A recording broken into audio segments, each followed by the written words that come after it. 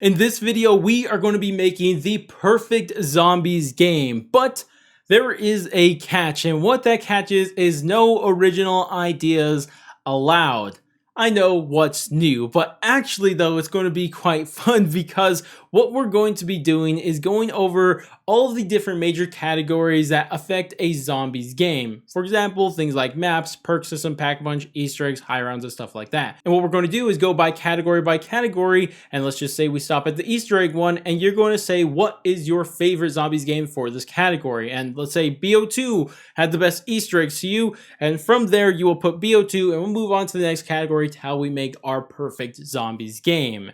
Now, of course, feel free to play along with me throughout this video because I will be sharing my own thoughts, obviously.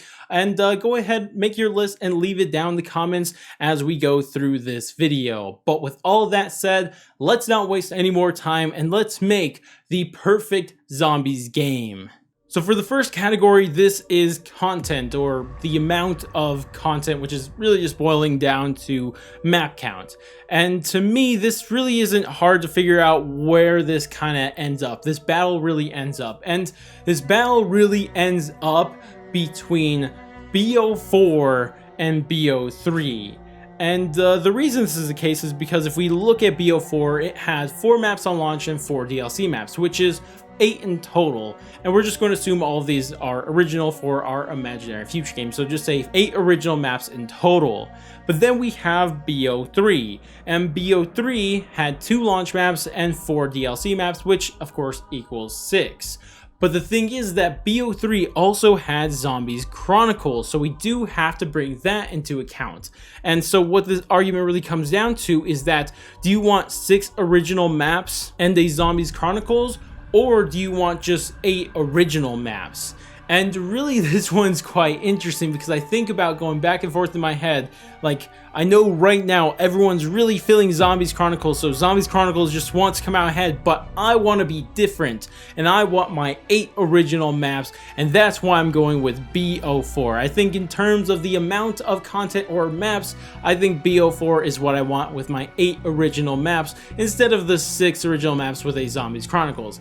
Probably going to change my opinion on this after I'm done recording the video, but hey, what could you do about it? Next category is the maps, and what I mean by maps is just kind of the looks, the locations, and the overall vibe of the map that it gives off. And again, this comes down to BO3 and BO4 because they are by far the best. And I mean, you could throw BO2 in there, but for me, those are the main ones. And it really comes down to the different locations. I mean, you think of BO3, you have the Alps, you have Morgue City, Stalingrad, the Ether, the island, and by Japan. Then you have BO4, which has Mob of the Dead remake, or Alcatraz, we'll just say that, Gladiator Arena, Titanic, the Haunted Mansion with the werewolves and vampires and all that crazy stuff. And it really is hard to choose between the two, but in the end, I think I'm going to go with BO3, and the reason I say this is because the last 2 maps for BO4 kind of did fall off. They were really good at first, the locations were crazy, as not great as the gameplay was in that game, the locations were super crazy at first,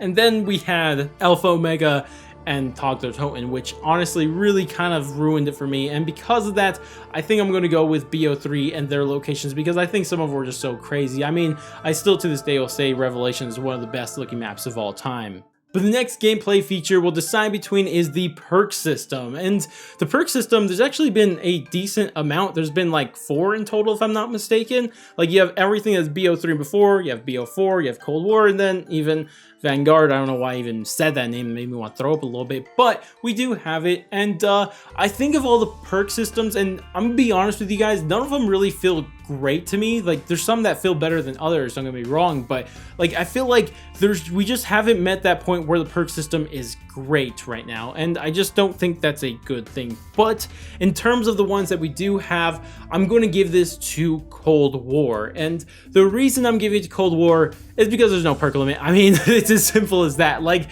having a perk limit is one of the biggest L's to ever happen in zombies, and I'm so glad it is gone and we're never going to see it again, and that's all thanks to Cold War. And because of that, Cold War is definitely getting the nod here. The next system is the Pack Punch system, and much like the perk system, to me, I never really think that we've had the perfect Pack Punch system before, and I feel like this could be worked on until they finally figure it out. And I mean, currently, it really comes down to one of two feelings, because you have BO3 and everything before it, where you just Pack Punch once and you just kind of feel like, okay, I guess I'm done. I mean, what else do I do now? But then you have the BO4 and everything after that, where you have to Pack Punch 3 times, and it gets more and more expensive each time you Pack Punch it.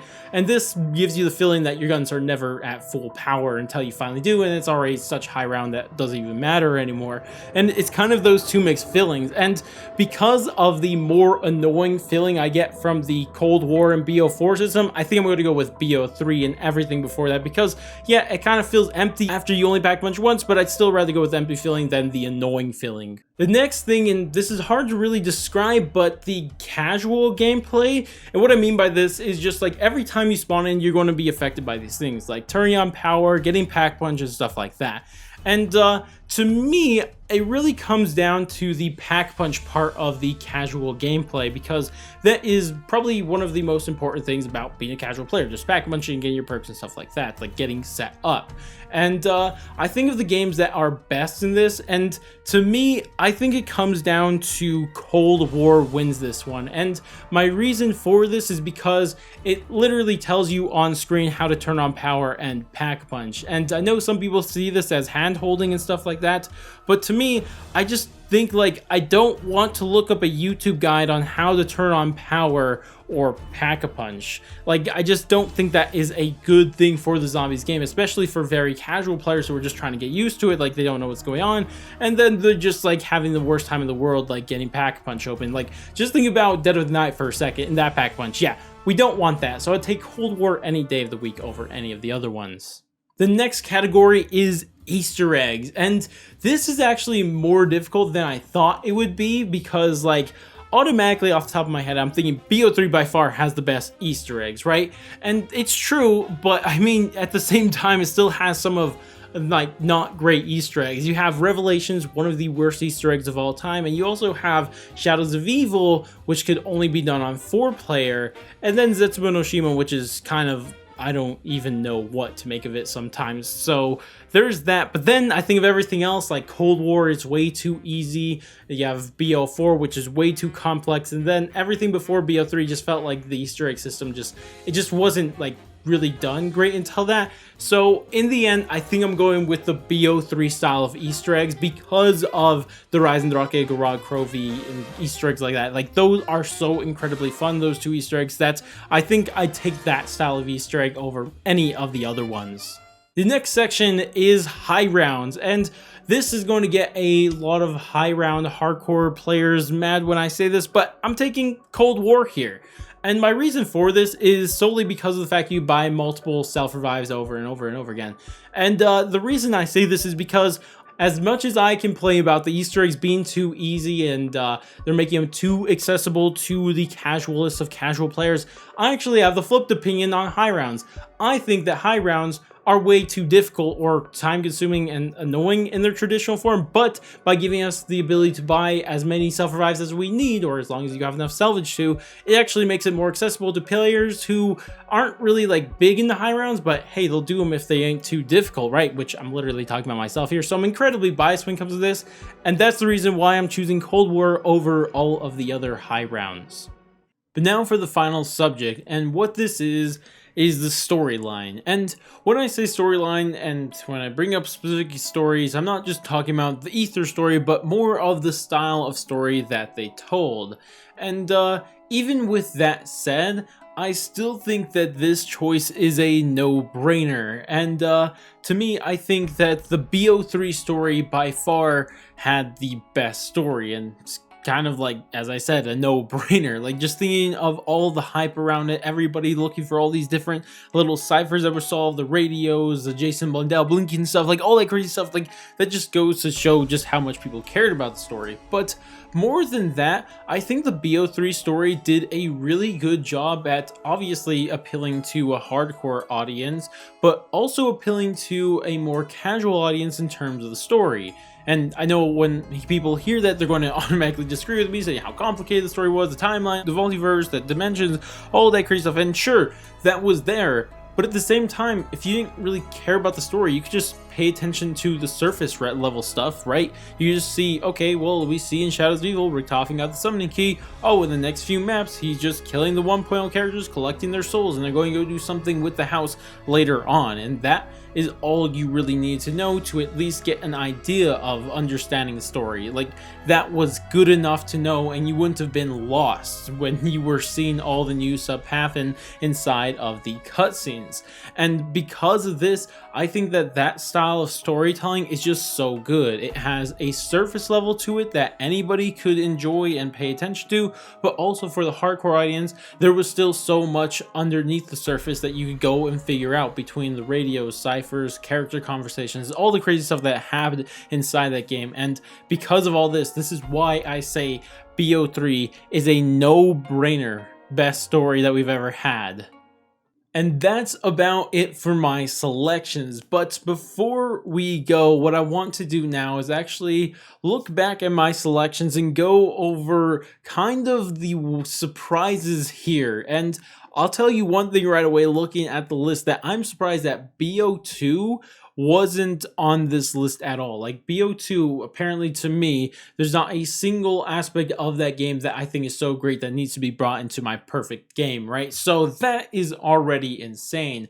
But what really surprised me is what actually tied for first, because like automatically you're thinking that BO3 is going on top of this list, right? Because BO3 is the best zombies game. Of course, most things are going to be from there. And really it should have been, but I kind of cringed out with the content thing. So really it should be, but whatever. But either way, I chose 3 different aspects from BO3 to return into my hypothetical perfect game.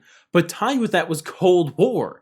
Cold War also got 3 aspects chosen from that game, which is something that I kind of always felt, because Cold War is a game that I kind of enjoy. Like, I kind of really enjoy it. And it was always held back by the content that it did get that was remakes, and also the fact that it didn't have that much content to begin with. And it really makes me think what Cold War could have been if, you know, it didn't get rushed out like it did, and Treyarch didn't have to go bail Sledgehammer and Raven out of their dumpster fire that they made. I mean, it just really makes me, interested in what could have been, and it's kind of giving me a little bit more hope for Treyarch's next game that is nowhere near us. But regardless, it is interesting to see nonetheless. But regardless, as I mentioned at the start of the video, I love to see a lot of your guys' lists and how it kind of equaled out for you. What the heck is happening on your list? What wins out in your list? Love to see all that stuff. But regardless, that's going to wrap it up for this video. If you guys did enjoy the video, definitely do all the normal YouTube stuff, like, subscribe, bell, share, and all that great stuff.